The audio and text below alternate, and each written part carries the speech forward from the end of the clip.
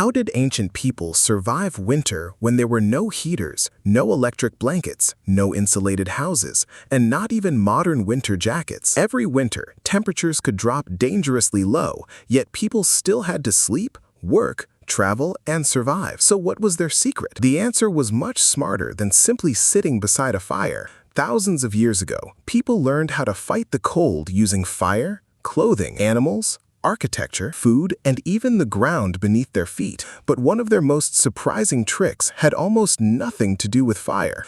First, fire was their most important weapon against winter. Ancient people built hearths inside their homes and used wood, charcoal, peat, or animal dung as fuel, depending on where they lived. But keeping a fire alive all night was not always easy. Too little fuel and the fire would die. Too much smoke and the entire room could become dangerous. So homes were designed around the fire. Some ancient houses had central hearths that allowed heat to spread through the living space, while others used enclosed fireplaces or vents to control smoke. In parts of the ancient Roman world, wealthy families even had a heating system called a hypocaust, where hot air from a furnace traveled beneath floors and sometimes through walls. But here comes the surprising part. Ancient people did not depend on fire alone. They understood that stopping heat from escaping was just as important as creating heat. That meant building smarter homes. In cold regions, houses were often made from thick materials such as stone, mud, clay, timber, and packed earth.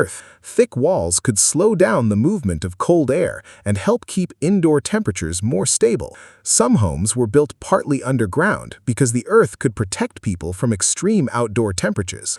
Doors and windows were kept small in many cold weather structures because every opening could let precious warmth escape. People also used animal skins, wool, fur, and thick layers of woven fabric to protect their bodies, and layering was incredibly important. Instead of wearing one giant piece of clothing, people could wear several layers that trapped pockets of warm air close to the skin. Wool was especially useful because it could keep insulating even when damp. In colder parts of Europe and Asia, fur and thick animal hides could provide another powerful barrier against freezing temperatures. But clothing had another secret.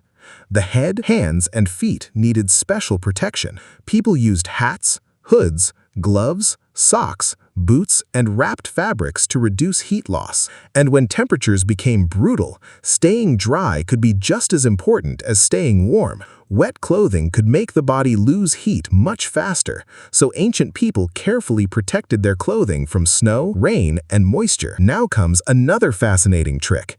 They changed what they ate during winter. Food was not just about stopping hunger, it was fuel for the human body. During cold months, people often relied on foods that provided plenty of calories, including grains, meat, nuts, seeds, dairy products, and preserved foods. The body could use energy from food to produce heat, which meant eating enough was essential for surviving harsh winters.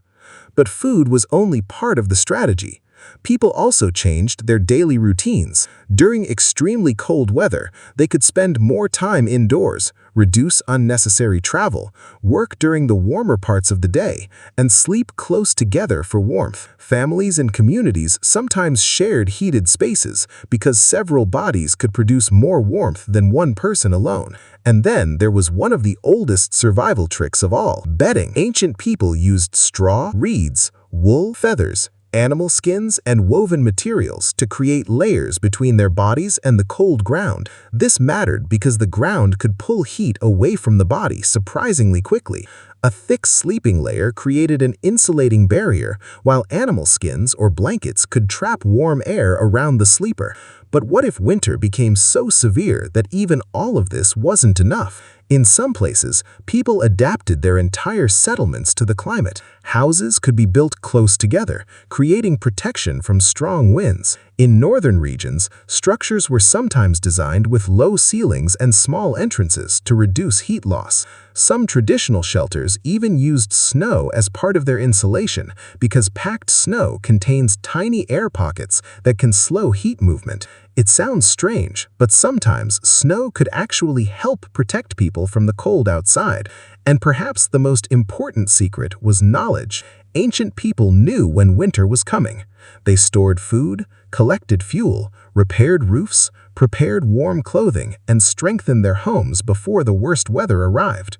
They didn't have weather apps telling them a snowstorm was coming, but generations of experience taught them to watch the sky, animals, plants, winds, and changing temperatures. So how did ancient people survive winter without modern heating? They didn't have one magical invention. They combined dozens of simple survival techniques: fire, insulation, clothing, food, shelter, bedding, and community. And here's the part most people forget. Surviving winter wasn't about making yourself extremely hot. It was about preventing your body from losing heat in the first place. Ancient people had no electric heaters, but they understood something incredibly important about survival. Sometimes, the smartest way to defeat the cold isn't to create more heat, it's to stop the heat you already have from escaping. And that knowledge helped humans survive some of the coldest winters long before modern technology ever existed.